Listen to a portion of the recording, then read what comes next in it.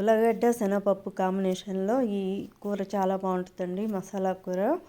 దీనికి కావలసినటువంటి ఎర్రగడ్డలు, టమాటాలు, పచ్చిమిరపకాయలు, ఎండు కొబ్బరి, గసాలు, ధనియాలు, మిరియాల పొడి, జీలకర్ర పొడి, సోంపు, చెక్క, మొగ్గ, పసుపు, కొంచెంగా మిరప్పొడి, పచ్చిమిరపకాయలు వేసుకుంటాం కాబట్టి కొంచెంగా మిరప్పొడి, తగినంత ఉప్పు, ఇవన్నీ తీసుకొని మిక్సీకి వేసుకోవాలండి. మిక్సీకి వేసుకున్న తర్వాత పోపు పెట్టుకోవాలి. ఒక బాండట్లో ఆయిల్ తీసుకొని ఆవాలు, జీలకర్ర వేయలేదండి, జీలకర్ర పౌడర్ వేసాను మసాలాలో, అందుకని జీలకర్ర వేయలేదు.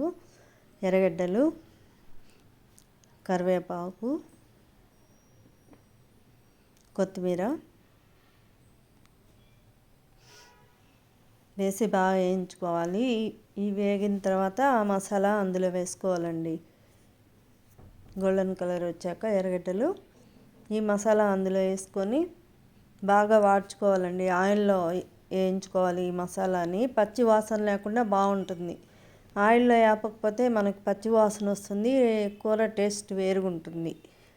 ఎండు కొబ్బరి వేస్తే ఒక రకం టేస్ట్, పచ్చి కొబ్బరి వేస్తే ఒక రకం టేస్ట్ అండి. నేనైతే ఎండు కొబ్బరి వేసుకున్నాను. ఇలా మసాలాని వేపుకోవాలి.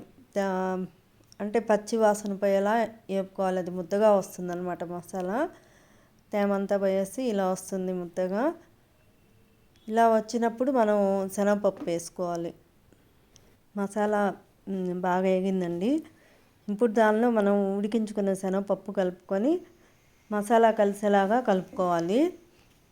ఈ కాసేపు ఒక 5 నిమిషాలు మసాలాలో శనగపప్పు ఉడికిన తర్వాత కట్ చేసి పెట్టుకున్న ఉల్లగడ్డలు, ఉడికించుకున్న ఉల్లగడ్డలు తొక్కు తీసేసి కట్ చేసుకొని అది ఈ మసాలాలో వేసుకోవాలి. తర్వాత దానిలో తగినంత వాటర్ కలుపుకొని ఒక 5 నిమిషాలు ఉడికించుకుంటే చాలండి. మరీ పలుచగా కాకుండా, మరీ ముద్దగా కాకుండా చేసుకోవాలా. తేమ లేకుండా ఉడకబెట్టుకున్నామంటే అది గట్టిగా అయిపోద్ది, ఫ్రైలాగా అయిపోతుంది. అందుకు కొంచెం జారుగా ఉన్నప్పుడే దించేసుకోవాలా. రెడీ అయిపోయిందండి. చాలా బాగుంటుంది. నెల్లూరు ఫేమస్. మీకు నచ్చితే లైక్ చేయండి, షేర్ చేయండి, సబ్స్క్రైబ్ చేయండి ఫ్రెండ్స్.